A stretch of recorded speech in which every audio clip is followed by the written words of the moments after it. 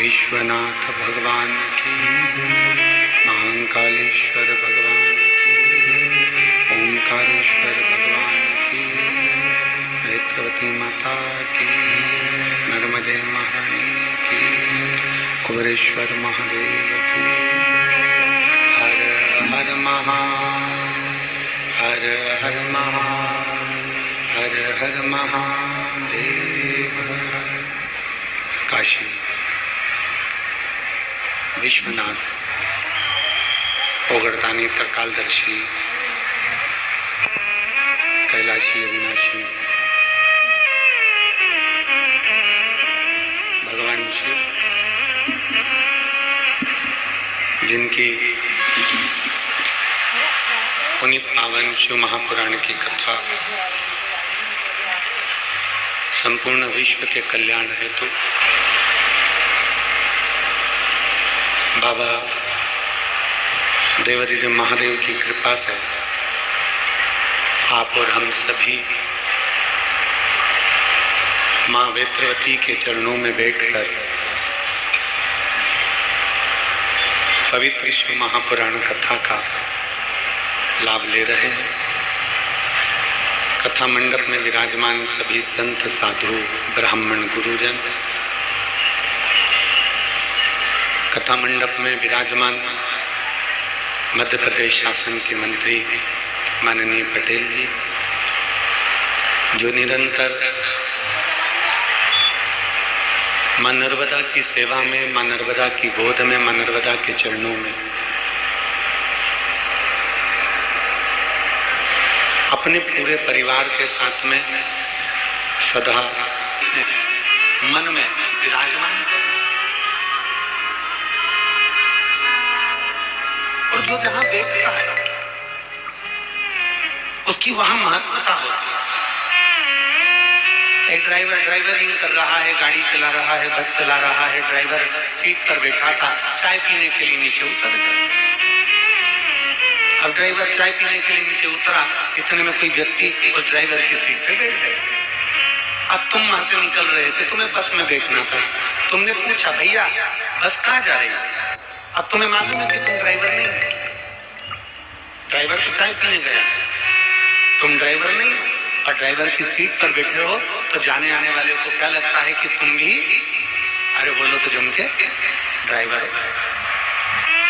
किराने की दुकान पर व्यापारी बैठा हुआ है, अनाज की दुकान पर व्यापारी बैठा हुआ है, उस पर वो उठकर कहीं चले गया और कोई दूसरा व्यक्ति बैठ गया, भले वो उनका सेवक हो, नौकर हो, चाकर हो, अगर उस पर बैठा है तो तुम उसको सेठ ही समझो। बोलो सही है कि गलत है? सुनार की दुकान पर, स्वर्णकार की दुकान पर कोई बैठा था, सेठ जी कहीं चले गया, उसकी दुकान पर कोई दूसरा बैठ गया तो अपन उसको सेठ ही समझेंगे। टेलर की दुकान पर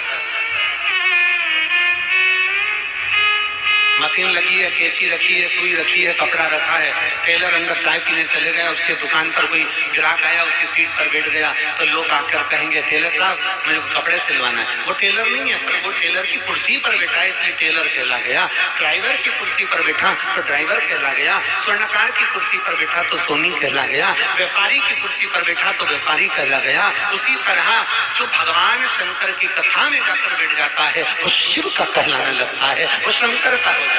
आप जहां बैठे हो वहां के कहला। किस स्थान पर जाकर बैठे हो, आप किस जगह पर जाकर बैठे हो, आप किस भूमि पर जाकर बैठे हो, किस जगह पर जाकर बैठे हो, ये आपके ऊपर निर्भर करता है कि आप कहाँ विराजमान, कहाँ बैठे हो, किस जगह पर बैठे हो।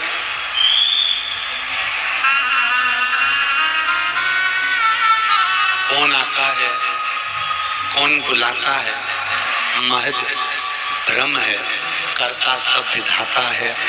शिव महापुराण में बुलाने वाला कोई नहीं है, शिव महापुराण में लाने वाला कोई नहीं है, शिव महापुराण में बिठाने वाला कोई नहीं है, शिव पुराण करवाने वाला कोई नहीं है, शिव पुराण बाँचने वाला कोई नहीं है।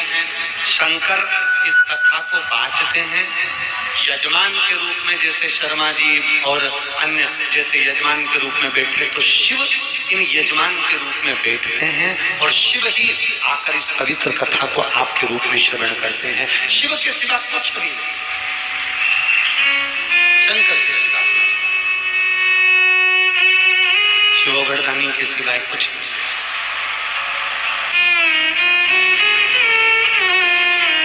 हम जितना प्राप्त कर सकते हैं शिव महापुराण से उतना ग्रहण करें,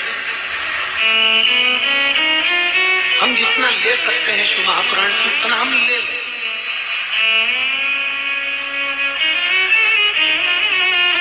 हम जितना प्राप्त कर सकते हैं हम उतना प्राप्त कर लें।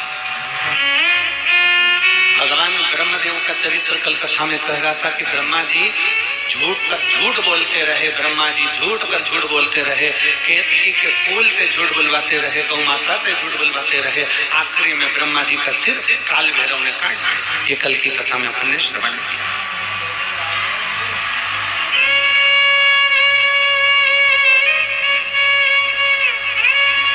अब ब्रह्मा जी की आंख में आंसू आखिरी में आए जब ब्रह्मा जी का शीश जो कटा हुआ था वो बढ़ता पेड़ बन गया, बट वृक्ष बन गया।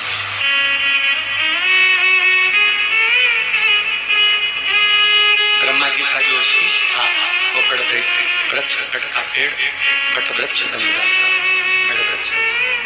और मेरे देवाधिदेव महादेव उस बट वृक्ष की छांव में जाकर बैठ जाते हैं तो शिव जी का नाम बटकेश्वर महादेव पड़ जाता। बड़के पेड़ की छांव में बटकेश्वर महादेव नाम पड़ गया। जरा विचार करिएगा कि शिव जैसा दयालु, शंकर जैसा कृपालु, शिव जैसा करुणा करने वाला दुनिया में कोई नहीं हो सकता। जरा विचार करिएगा कि शिव जैसा दयालु संसार में कोई नहीं हो सकता।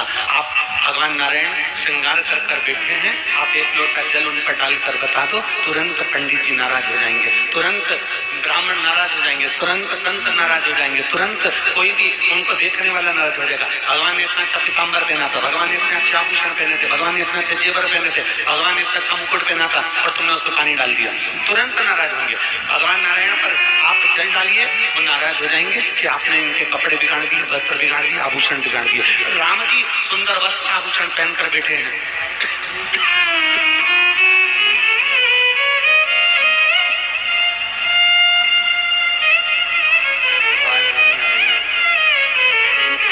राम जी वस्त्र आभूषण पहनकर बैठे हैं और राम जी वस्त्र आभूषण पहनकर बैठे हैं और कोई आए एक लोटा जल डालकर चले जाए तो लोग नाराज होंगे, तुमने राम जी पर जल डाल दिया।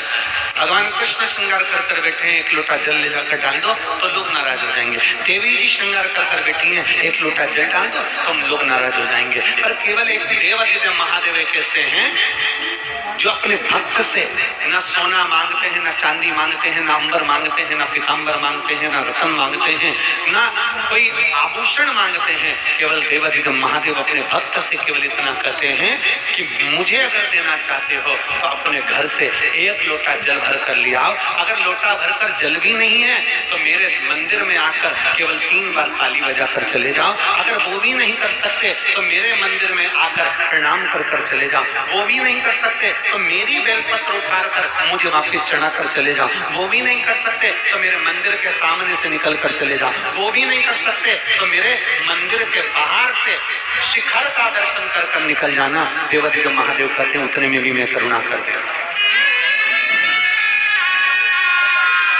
उतने में भी मैं दया कर देता हूँ। वो शिव है, वो ओघड़दानी है, वो त्रिकालदर्शी, वो कैलाशी, वो अविनाशी, वो शिव है, वो शंभु है। वो घड़दानी है, वो शंकर, वो करुणा सागर, वो दया सागर।